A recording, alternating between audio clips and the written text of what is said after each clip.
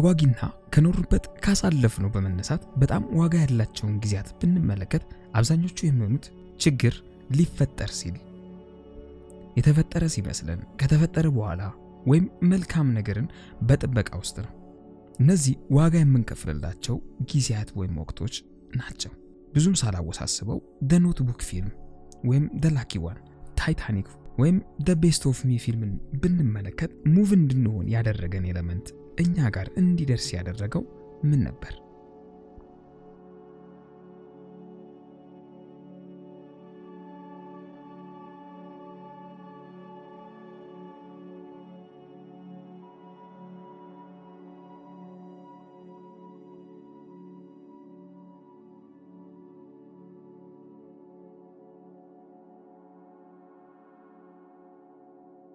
ይህን አባባል ስንመለከተው በጣም የሚያስደስተን ወይም የሚያሳዝነን ፊልም ስንመለከት በፊልሙ ውስጥ ራሳችንን ማየት ከቻልን ፊልሙ ስራውን ሰርቷል ማለት ነው።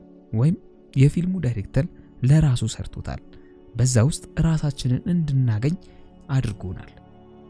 ነገር ግን ጥሩ ፊልም ማለት ምን ማለት ነው? ፒተር ጃክሰን የሚሰራቸውን ፊልሞች ብንመለከት The Hobby፣ ኪንግ ኮንግ፣ The Lord of the Ring፣ ሞርታል ኤንጅን እነዚህን ፊልም ተመልክቼ እሱን ጀጅ ለማድረግ የምደፍር ባልሆንም ነገር ግን ከኮቱ ተነስቼ በኢሉዥን ወይም ከኛ ከሰዎች ምድር በላይ የሚያስብ ሰው እንደሆነ ማወቅ ወይም መናገር እችላለሁ።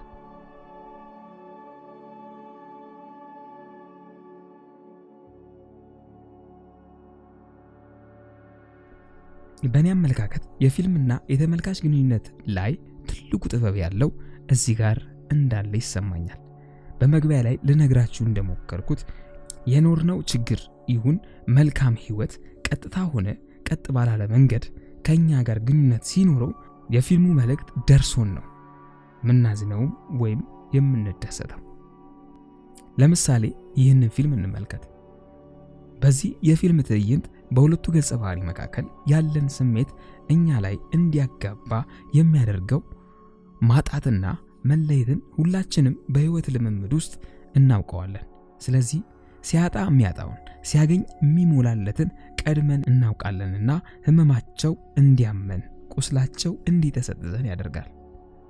ታይታኒክ ይህንን ፊልም አይቶ የስሜት መሰበር ያላጋጠመው ውድ ስጦታ እንደማጣት ያልተሰማው ያለ አይመስለኝም። ትዕይንቱ ከኛ ጋር በይበልጥ እንዲተሳሰር ከሚያደርጉት ነገሮች መካከል አንዱ ጃክን እናውቀዋለን። ለሷ በሰጣት ወይም ባሳወቃት ህይወት መልካምነቱ ተጋብቶብናል። እቅዳቸው እውን እንዲሆን እንፈልጋለን፣ እንመኝማለን። ሆኖም ድልድዩ ሲሰበር ፍቅራቸው ከረሜላ እንደተነጠቀ ልጅ ሲሆን ህመሙ ሊያመን ግድ ነው ከሷ እኩል እንደማለንና። ዓለም በፊልሙ የደረሰበትን ብንመለከት ሰውን ዝንጀሮ ወይም ሌላ ፍጥረት ማድረግ የአንድ ክሊክ አዌይ የቀረበ ይመስላል። ይሰራልም። የሰው ልጅ ጭንቅላት መራቀቅ ወይም ማሰብ የቻለውን መስራት ተችሏል። ገደቡ የሰው ልጅ ጭንቅላት እንጂ በኮምፒውተር CGI ቴክኖሎጂ ብዙም ማየት ችለናል። ታዲያ ይህንን ገደብ የለሽነት በመጠቀም የሚሰሩ የት ተኖረው ነው የታሰቡት? የሰዎች ልጅ ጭንቅላት ይህን ሐሳብ እንዴት መቋጠር አስቻለው? የመጀመሪያው ሳይንስ ፊክሽን የሆኑ ፊልሞችን ወይም በCGI ወጣ ተደርገው የሚሰሩ ሐሳቦችን ጠጋ ብለን ብንመለከታቸው ያቀፉት መልእክት ወይም ትርጉም በአብዛኛው ተፈጥሯዊ ስሜትን የያዙ ናቸው። መልእክቱ የተነገረበት መንገድ ብቻ የቴክኖሎጂ በመጠቀም ወጣ እንዲሉ ተደርገዋል። ይህም ሐሳብን ለተመልካቾች ቀጥታ ላለማድረግና ኢንጆይ መደረግ በሚችል መልኩ አዲስ ነገር ማሳየትን እንዲሆን ተደርጎ መሰራቱ ነው። ሁለተኛ የሰው ልጅ በመማር ያወቃቸው ወይም ማህበራዊ ህይወት ላይ ሲነገሩ ሲሰሙ የነበሩ ተረት መሰል ታሪኮች ወይም አፈ ታሪኮችን በመመርኮዝ ወደ ፊልም ወይም በታሪክና በሲኒማ ቅርጽ በመቅረጽ ውጤታማ የሚሆኑት ናቸው። ስለዚህ ዞረን ቤታችን መጣን ማለት ነው። የምንናገርበት መንገድ ተለያየ እንጂ ሁሉም ፊልም በተለያየ ቋንቋ የሰው ልጅን ህይወት ነው የሚዘምሩት።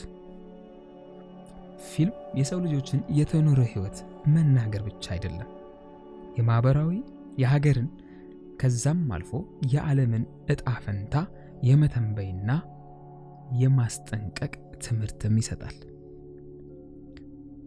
2012 ይህ ፊልም ኖቬምበር 11 2009 የወጣ ፊልም ሲሆን በ2012 በ12ኛው ወር በ12ኛው ቀን ዓለም ትጠፋለች ብሎ ፕሪዲክት የሚያደርግ ነው። ኦፍ ኮርስ ዓለም አልጠፋችም። ሆኖም አሁን በያዝነው አያያዝ የምንይዝ እና የምንቀጥል ከሆነ ዓለም ትጠፋለች፣ በአንታርክቲካ ውሃ ተጥለቅልቃ ከመኖር ወደ አለመኖር ትቀየራለች ያለን ፊልም ነበር።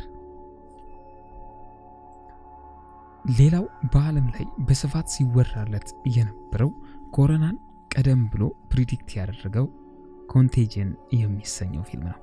ይህ ፊልም በጣም ገራሚና አስደናቂ እንዲሆን ካደረጉት ነገሮች መካከል ኮሮና እንዴት እንደሚተላለፍ፣ እንዴት እንደሚጋባ፣ እንዴት እንደሚነሳ ጭምር ፊልሙ ላይ ፕሪዲክት ማድረግ መቻሉ ነበረ። እስካሁን ድረስ በምንና እንዴት ልዩ ሆኖ ሊሰራ እንደቻለ ባይታወቅም ፊልሙ በ2011 የወጣ ነው። በወቅቱ 136.5 ሚሊዮን ዶላር ገቢ ማድረግ ችሎ ነበር። እንግዲህ ለዛሬ ያዘጋጀውላችሁ ፊልምን የሚመለከት ሐሳቤ ይህን ይመስል ነበር። እንደወደዳችሁት ተስፋ አድርጋለሁ። መልካም ሁሉ እመኝላችኋለሁ። በሌላ ቪዲዮ በሌላ ሐሳብ እስክንገናኝ ድረስ መልካም ጊዜ፣ መልካም ህይወት እመኝላችኋለሁ።